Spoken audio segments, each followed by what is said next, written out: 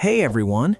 In today's video, I'll show you how to fix the can't connect to EA servers error on FC25 for PC.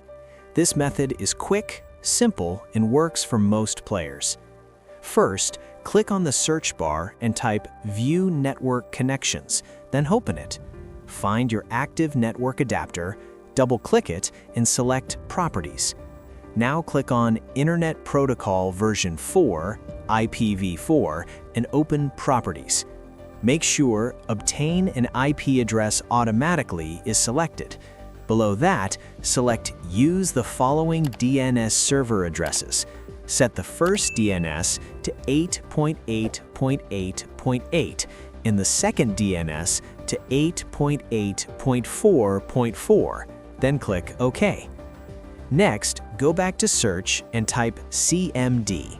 Right-click Command Prompt and choose Run as Administrator, then click Yes.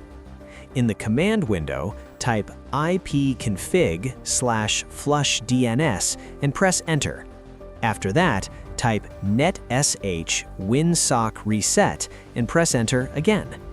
Finally, restart your computer.